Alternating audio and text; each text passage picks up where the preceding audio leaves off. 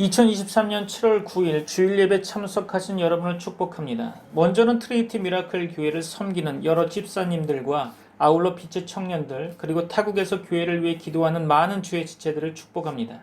여러분에게 하나님의 은혜와 평강이 충만하시기를 축원합니다. 1월부터 시작된 성경의 말씀이 오늘은 벌써 소선지서 그 네 번째 성경인 오바댜서를 보게 되었습니다. 제목은 에돔 족속의 멸망이라는 제목으로 본문 오바댜 1장 5절로 9절을 보고자 합니다. 함께 읽어보겠습니다. 오바댜서 1장 5절로 9절입니다. 혹시 도둑이 내게 이르렀으며 강도가 밤중에 내게 이르렀을지라도 만족할 만큼 훔치면 그치지 아니하였겠느냐. 혹시 포도를 따는 자가 내게 이르렀을지라도 그것을 얼마쯤 남기지 아니하였겠느냐. 내가 어찌 그리 망하였는고. 에서가 어찌 그리 수탈되었으며 그 감춘 보물이 어찌 그리 빼앗겼는고. 너와 약조한 모든 자들이 다 너를 쫓아 변경에 이르게 하며 너와 화목하던 자들이 너를 속여 이기며 내 먹을 것을 먹는 자들이 내 아래에 함정을 파니 내 마음에 지각이 없음이로다. 여호와의 말씀이니라. 그날에 내가 에돔에서 지혜 있는 자를 멸하며 에서의 산에서 지각 있는 자를 멸하지 아니하겠느냐. 드마나 네 용사들이 놀랄 것이라. 이로 말미암아 에서의 산에 있는 사람은 다 죽임을 당하여 멸절되리라. 아멘.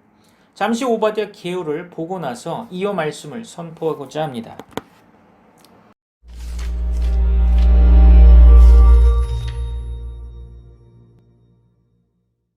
오바댜서. 이 책은 구약에서 가장 짧은 책으로서 단 21절로 되어 있습니다. 언뜻 보기에 그리 희망적이지는 않습니다. 이 책은 고대 에돔 족속을 향한 하나님의 심판에 대한 시인데 에돔은 사해 건너편에 살던 이스라엘의 이웃 민족이죠. 하지만 여기엔 그 이상의 훨씬 중요한 의미가 있습니다. 먼저 배경 이야기를 들어보죠. 에돔 족속은 이스라엘 민족과 같은 조상을 공유하고 있다는 점에서 독특한데요.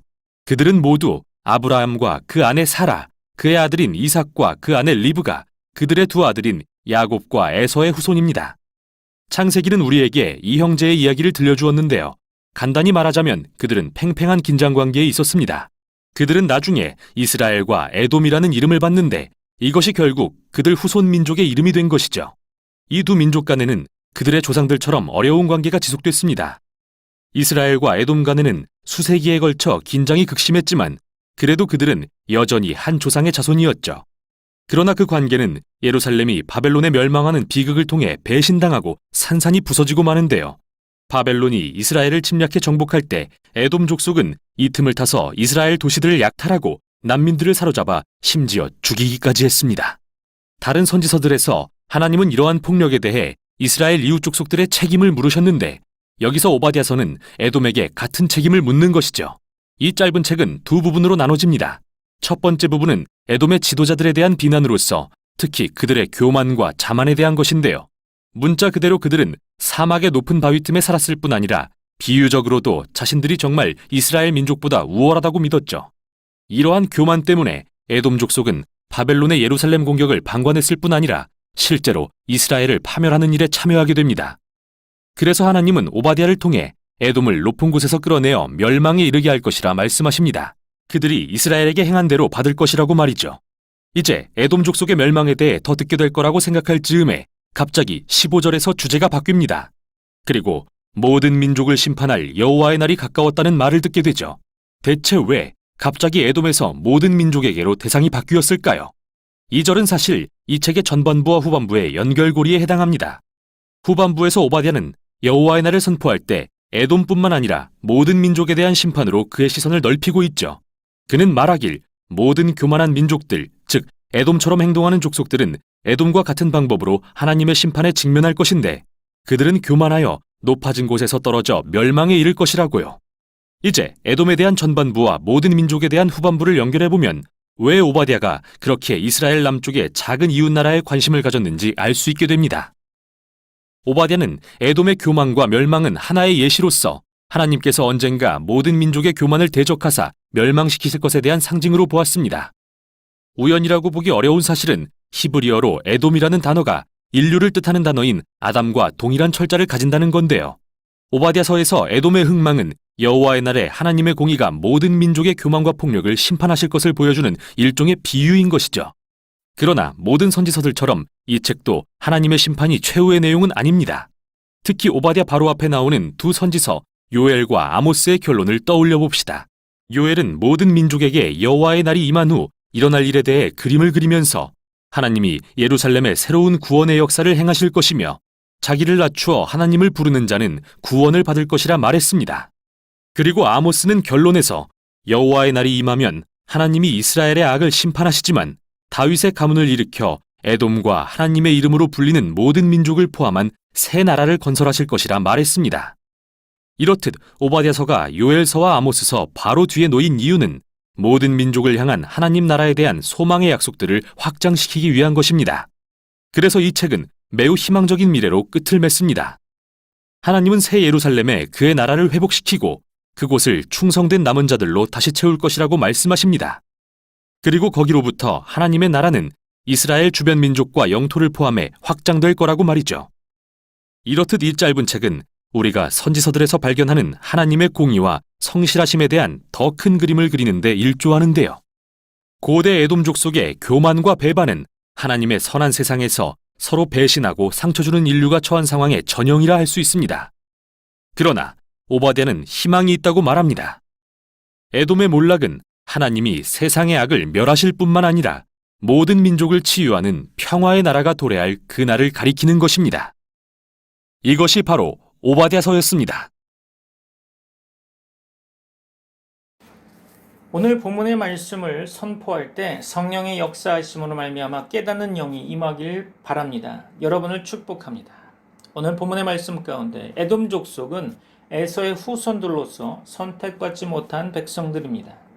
에돔 족속은 교만하여 반석 위에 살면서 하나님의 뜻대로 살지 않은 족속이었죠. 야곱의 후손인 이스라엘을 멸망시킬 때 동참했던 족속들이죠.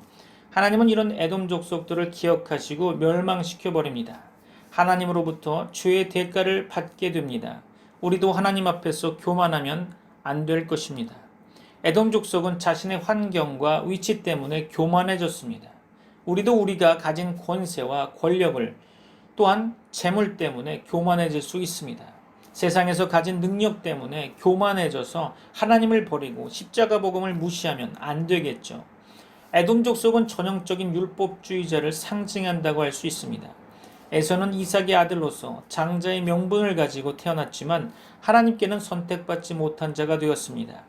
율법주의자는 자신의 능력으로 구원을 얻으려고 하는 자로서 교회 안에는 들어왔지만 하나님께는 선택받지 못한 자들이죠. 하나님은 에돔 족속이 누렸던 영화를 모두 빼앗아 가십니다. 멸망당해 하나도 남지 않게 되는 거죠. 인간의 능력으로 세운 권세는 때가 되매 땅에 떨어지게 됩니다. 하나님께서 주신 하늘의 권세는 영원히 소유하게 되는 거죠. 우리가 에돔 족속의 멸망을 보면서 우리의 신앙은 절대 율법주의 신앙이 되어서는 안 된다는 것을 오늘 이 시간 깨닫길 바랍니다. 자신의 능력을 믿고 교만해지면 말세에 주님의 심판을 받아 영원한 지옥 형벌을 받게 될 것입니다. 오늘 하나님이 주시는 말씀, 에돔 족속의 멸망에 대한 말씀 선포를 귀 기울여 들으시는 여러분 되기를 바랍니다. 오바댜 1장 5절입니다. 혹시 도둑이 내게 이르렀으며 강도가 밤중에 내게 이르렀을지라도 만족할 만큼 훔치면 그치지 아니하였겠느냐. 혹시 포도를 따는 자가 내게 이르렀을지라도 그것을 얼마쯤 남기지 아니하였겠느냐. 내가 어찌 그리 망하였는고. 그렇습니다. 하나님은 말씀하십니다. 도둑이 이를 때나 강도가 밤중에 이르렀을지라도 만족할 만큼 훔치면 그만두지 않겠느냐. 혹시 포도를 따는 자가 이르렀을 때 포도를 얼마쯤 남기지 않겠느냐. 하지만 너는 어찌 그리 완전히 멸망받았느냐고 말씀하고 계시죠. 여기서 이르렀으며라는 단어는 들어가다, 임하다, 가져오다, 옮기다라는 의미를 가지고 있습니다. 에돔 족속에게 도둑이 몰래 임하여 화려했던 장식들과 재물들을 몰래 도둑의 집에 옮겨다 놓습니다. 자신의 집에 들어가는 것처럼 에돔 족속의 집에 들어가 마음 놓고 도둑질을 했다는 거죠. 원문의 문법을 살펴보면 도둑들이 에돔 족속의 집에 들어가 많은 재물과 화려한 장식품들을 자신의 집에 직접 가져다 놓은 것으로 해석할 수 있습니다. 원문 시제를 보면 도둑이 에돔 족속에 이르렀는데 아무도 모르게 집에 들어간 것을 말하고 있죠. 마태복음 24장 43절로 44절 보면 너희도 아는 바니 만일 집주인이 도둑이 어느 시각에 올 줄을 알았더라면 깨어있어 그 집을 뚫지 못하게 하였으리라. 이러므로 너희도 준비하고 있으라. 생각하지 않은 때에 인자가 오리라. 아멘. 예수님께서도 재림에 관하여 말씀하시면서 집주인에게 있어서 도둑이 어느 시간에 올 줄을 알면 깨어있다가 도둑이 집을 뚫지 못하게 했을 것이라고 말씀하셨죠. 그러면서 우리도 준비하라고 하시면서 생각하지 않은 때 인자가 올 것이라고 말씀하십니다. 주님이 도둑같이 오시는데 언제 오실지 모른다는 의미겠죠. 영적으로 깨어있지 않은 자들은 주님의 재림을 감지하지 못하고 에돔 족속처럼 도둑 맞아 심판을 받게 되는 것입니다. 내가 어찌 그리 망하였는고라는 단어는 베어내다, 멸망하다, 파멸하다, 황폐하다라는 의미를 가지고 있습니다. 에돔 족속은 높은 산 위에서 화려한 생활을 했습니다. 적들이 절대 쳐들어오지 못한다고 생각했기에 요새 속에서 유유자적하며 살았겠죠. 이것은 인간의 생각입니다. 하나님은 교만한 에돔 족속을 멸망시키는데 도둑같이 멸망이 임하여 화려했던 에돔을 파멸의 길로 들어서게 하셨습니다. 많은 사람으로 들끓었던 곳은 황폐함으로 사람을 찾아보려고 해도 찾지 못하는 상태가 되어버렸죠. 에돔 족속이 누렸던 영화를 하나님께서 나무를 잘라 베어내어 죽이듯이 영화를 잘라버렸던 것입니다. 더 이상 화려했던 부귀 영화는 찾아보려고 해도 찾을 수 없겠죠. 문법적 의미로 에돔의 자신만만했던 교만함을 완전하게 꺾어버리시고 더 이상 교만이 올라오지 못하도록 완전히 멸망시켜버림을 의미하고 있습니다. 인간의 힘으로 지키려고 했던 것들을 하나님은 하나도 남김없이 황폐하게 만들어버렸습니다. 또한 원문 시제는 완료 시제인데요. 이는 에돔 족속의 멸망은 다시 건설할 수 없도록 멸망시켜 나라 전체가 사라짐을 의미하고 있습니다. 시편 49편 12절 볼까요? 사람은 존귀하나 장구하지 못하며 멸망하는 짐승 같도다. 그렇죠. 사람은 존귀하나 장구하지 못하여 멸망하는 짐승과 같다고 말씀하고 있죠. 에돔 족속과 같은 자들이 교회에서 스스로 존귀하다고 하여 세상의 재물과 권세를 영원히 누리려고 하지만 그렇지 못하게 되는 거죠. 멸망하는 짐승과 같이 멸절되어 버립니다. 짐승과 같이 멸망받는 자들은 예수 그리스도의 십자가 복음이 없는 자들입니다. 하나님이 보시는 사람은 누구일까요? 성경에서 사람이라는 단어가 바로 아담입니다. 이것을 상형 문자로 해석해보면 황소라는 상형에서 왔고요. 이는 하나님을 의미합니다. 하나님이 보시는 사람은 하나님의 피가 소유되어 원죄가 끊어지고 영원한 안식을 소유한 사람일 것입니다. 이런 자는 예수 그리스도가 있기에 멸망을 받지 않습니다. 그런 짐승과 같은 자는 누구일까요? 창세기 6장 3절입니다. 여호와께서 이르시되 나의 영이 영원히 사람과 함께하지 아니하리니 이는 그들이 육신이 됨이라. 그러나 그들의 날은 120년이 되리라 하시니라. 아멘. 노아 당시의 인간들이 하나님을 버리고 하나님의 아들들이 사람의 딸들을 취한 사건 후에 하나님께서 하신 말씀이 바로 창세기 6장 3절의 말씀이죠. 여호와께서 영원히 사람과 함께하지 아니하시니 그들이 육신이 된다고 했습니다. 그들의 날수가 120년이 된다고 하셨죠. 복음은 예수 그리스도의 살이 찢어지고 고통을 당하신 후에 기쁜 소식으로 복음이 나오게 되었습니다. 노아 당시의 사람들은 복음을 전해 주어도 받아들이지 않았겠죠. 복음이 없는 자들은 고깃덩어리에 불과합니다. 하나님은 그 고깃덩어리를 심판하셨습니다. 구원받은 자는 예수 그리스도의 십자가 복음을 소유한 사람입니다. 에돔 족속과 같은 자들은 고깃덩어리에 불과한 존재죠. 하나님은 이런 자들을 심판하여 멸망시켜 버립니다. 십자가 복음을 무시하거나 받지 않으면 안 되겠죠. 겁주는 것이 아닙니다. 인간으로 당연히 받아들여야 하는 거죠. 오바댜 1장 6절 봅니다. 에서가 어찌 그리 수탈되었으며 그 감춘 보물이 어찌 그리 빼앗겼는고. 그렇죠. 에서가 어찌 그리 수탈되었으며 그 감춘 보물이 어찌 그렇게 빼앗겼는지를 말하고 있습니다. 형제국인 이스라엘 백성들을 괴롭히고 멸망받을 때 동조했던 자들이 하나도 남김없이 도둑들에게 빼앗겼다는 거죠. 여기서 수탈되었으며라는 의미는 수색하다, 찾아내다, 변장하다라는 의미인데요. 에돔 족속이 수탈되었다는 것이 어떤 의미일까요? 도둑이 집에 들어가 훔쳤는데 경찰이 범인을 잡기 위해 샅샅이 수색하듯이 집안 구석구석을 돌아다니면서 값나가는 모든 것을 모두 훔쳤다는 의미인 거죠. 도둑은 복면을 쓰고 변장하여 들어갔다가 훔친 후에는 원래의 상태로 평범한 사람이 되니 도둑을 찾을 길이 없겠죠. 이것이 하나도 남김없이 수탈되었다는 의미로 설명하기에 적절하다고 생각됩니다.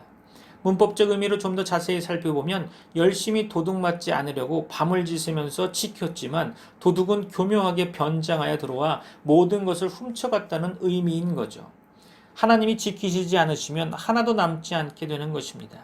문법적 시제를 살펴보면 집안에 있는 모든 것을 도둑맞아 하나도 남지 않았다는 의미로 쓰였죠. 이 세상에 사람의 힘으로 가진 것들은 하나도 남지 않고 바람의 겨와 같이 날아가 버립니다. 우리는 이 세상의 육적인 것들에 관심을 갖고 사는 인생이 아니라 영적인 속사람이 원하는 하늘의 것에 관심을 갖고 살아야 할 것입니다. 어찌 그리 빼앗겼는고라는 단어는 끓어오르다, 부글부글 끓다, 수탈되다라는 의미입니다. 에돔 족속은 자신들이 높은 산 위에 살기 때문에 그 누구도 에돔 족속을 멸망시킬 수 없다고 자만에 빠져 있었죠.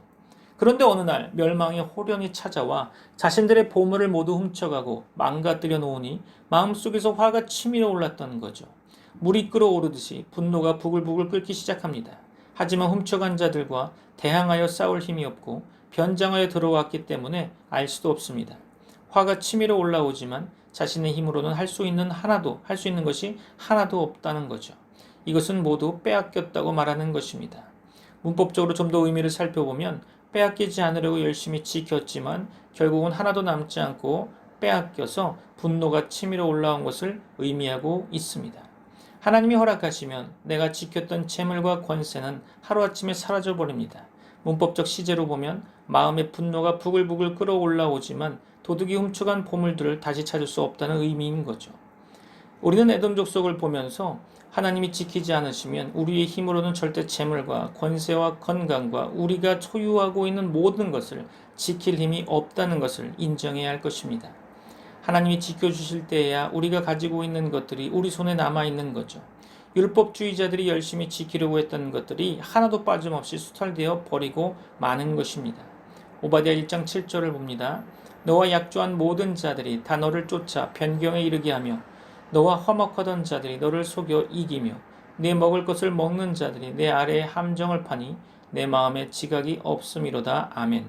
하나님은 말씀하십니다. 에돔과 약조한 모든 자들이 모두 에돔을 쫓아 변경에 이르게 되고 에돔과 화목하던 자들이 에돔을 속여 이기고 에돔이 먹을 것을 먹는 자들이 에돔 아래에 함정을 파니 마음에 지각이 없겠다고 말씀하십니다. 에돔 족속이 살던 곳은 장사하는 자들이 많이 다니던 길입니다. 에돔과 협상이 잘 되지 않으면 다른 나라들과 무역을 할 수 없었기에 서로 약조가 이루어졌죠. 에돔 족속은 형제 나라인 이스라엘에게는 홀대했습니다. 모세가 애굽에서 나와 가나안 땅으로 들어갈 때 에돔 족속이 살고 있는 곳을 지나가게 되었습니다. 에돔 족속은 그 길을 지나가지 못하게 했죠. 아주 얄미웠죠. 민수기 20장 18절입니다. 에돔 왕이 대답하되 너는 우리 가운데로 지나가지 못하리라. 내가 칼을 들고 나아가 너를 대적할까 하노라. 그렇죠. 모세가 사신을 에돔 왕에게 보냈는데 그의 대답은 우리 가운데로 지나가지 못하게 하겠다고 한 거죠. 에돔 왕은 칼을 들고 나가서 모세가 이끄는 이스라엘 백성들을 대적할까 하노라 하라고 말하고 있죠. 하나님은 에돔을 똑같이 대우하고 있는 것입니다. 너를 쫓아라는 단어는 보내다, 쫓아내다, 내보내다 라는 뜻이죠. 에돔 족속과 약조했던 나라들이 에돔 족속과의 약조를 깨고 변방지구로 내쫓아버리게 되죠. 에돔 족속의 교만이 하늘에 찼기에 약조를 더 이상 지킬 필요가 없어졌기 때문입니다. 문법적으로 그 의미를 좀 더 자세히 살펴보면 에돔 족속을 변방 끝으로 몰아내서 다시는 힘을 쓰지 못하도록 한다는 의미가 내포되어 있습니다. 강대국이었던 에돔 족속이 약소국으로 전락될 것을 말하고 있는 거죠.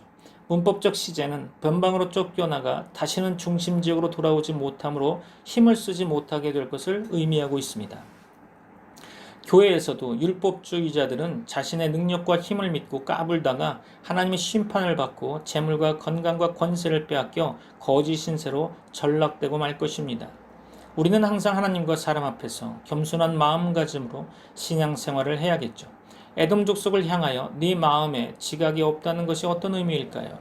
에돔 족속과 약조한 나라들이 자신들을 배반하고 험악하던 자들이 속이고 먹을 것을 먹었던 자들이 함정을 파니 마음의 지각 변동이 일어났음을 의미한다고 볼 수 있겠죠. 에돔 족속은 도대체 이해가 되지 않았을 겁니다. 자신들에게 굽신거려야만이 살 수 있는 나라들이 갑자기 대들고 등을 돌리니 그들의 마음을 분별하거나 이해할 수 없는 상태가 되어버린 거죠. 교회에서도 마찬가지입니다. 능력이 있다고 하니 많은 사람이 모여들었는데 힘들고 어려워지니까 더 이상 굽신거리지 않고 등을 돌려 아는 체도 하지 않는다는 거죠. 전에는 교만했어도 필요에 의해 굽신거렸던 것이지 좋아서 머리를 숙인 것이 아니었겠죠. 에돔과 같은 자들은 그들의 행동을 이해하지 못하고 화가 나게 됩니다. 그러면서 자신이 무엇을 잘못했는지를 모르고 회개할 줄도 모르죠. 오바댜 1장 8절입니다. 여호와의 말씀이니라 그날에 내가 에돔에서 지혜 있는 자를 멸하며 에서의 산에서 지각 있는 자를 멸하지 아니하겠느냐. 아멘. 여호와께서는 에돔 족속에게 말씀하시기를 내가 심판의 날에 에돔에서 지혜 있는 자를 멸하고 에서의 산에서 지각 있는 자를 멸한다고 말씀하십니다. 내가 멸하며라는 단어는 멸망하다, 죽다, 사라지다, 소멸하다라는 뜻입니다. 하나님은 에돔의 지혜 있는 자를 멸망시켜 죽인다고 말씀하고 있죠. 지혜 있는 자는 자신이 최고라고 생각했던 자들입니다. 자신의 능력으로 살았던 자들은 이 세상에서 소멸되어 완전히 사라지게 되는 거죠.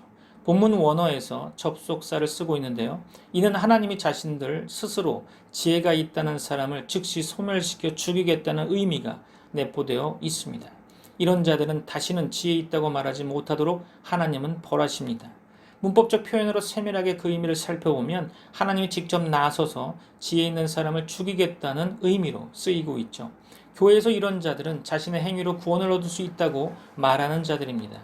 믿음으로 구원을 얻는 것이 아니라 행위로 구원을 얻을 수 있다고 말하는 자들이죠. 이런 자들이 스스로 지혜롭다고 말한다고는 의미입니다. 누가복음 19장 10절이죠. 인자가 온 것은 잃어버린 자를 찾아 구원하려 함이니라. 아멘. 주님이 이 땅에 오신 목적은 잃어버린 자를 찾아 구원하시려고 오셨습니다. 믿습니까? 아멘이시죠? 에돔 족속의 지혜 있는 자는 스스로 구원을 얻을 수 있다고 말하는 자인 반면에 잃어버린 자는 예수 그리스도의 의로 구원을 얻을 수 있다고 고백한 자들을 말합니다. 잃어버린 자는 원죄로 말미암아 죽었지만 창세전에 선택받은 백성으로서 예수 그리스도의 십자가의 의를 믿음으로 멸망받지 않습니다. 우리는 스스로 지혜 있는 자가 되어 율법에 빠져 있으면 안 되는 거죠. 지각 있는 자들이라는 단어는 식별하다, 분별하다, 이해하다라는 의미에서 유래되었는데요. 지각 있는 자가 누구일까요? 예수 그리스도를 의지하지 않고 스스로 모든 것을 판단할 수 있다고 또한 분별할 수 있다고 말하는 자입니다. 예지력을 가지고 앞을 내다볼 수 있다고 말하는 자들이죠. 참 교만한 자죠. 하나님께서는 에돔 족속의 지각 있는 선견자들을 멸하십니다.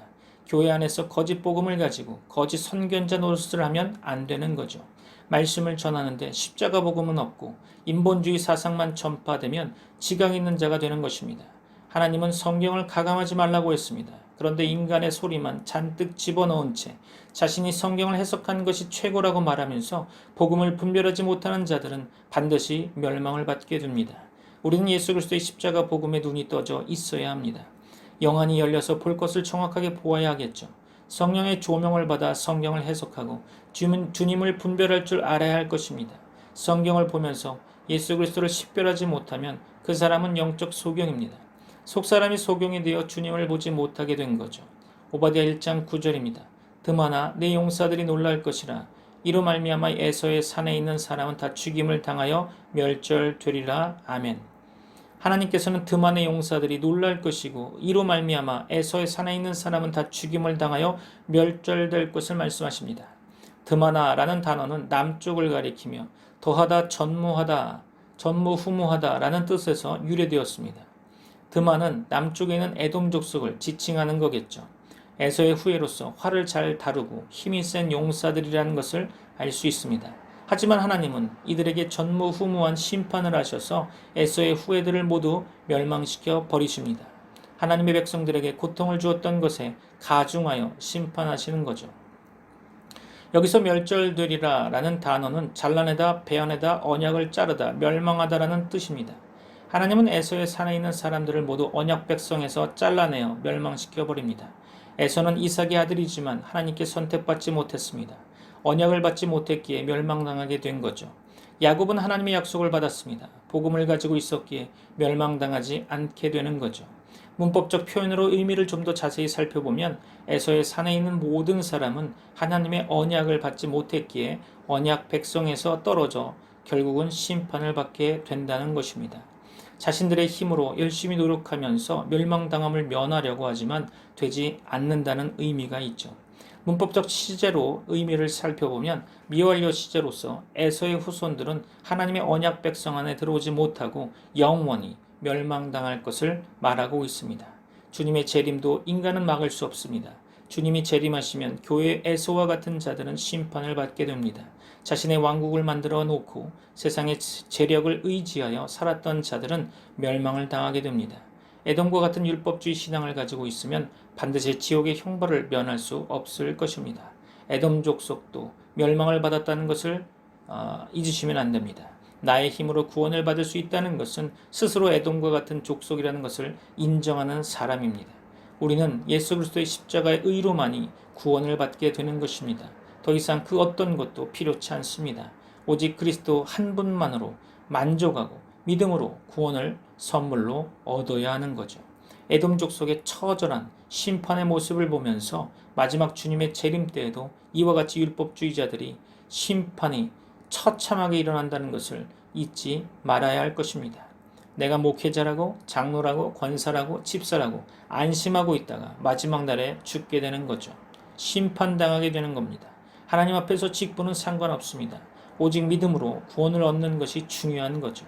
이제부터 율법주의 사고관을 모두 버리고 개혁주의 신앙으로 신본주의에 입각한 믿음을 가지고 신앙생활하시기를 축원합니다. 기도하겠습니다.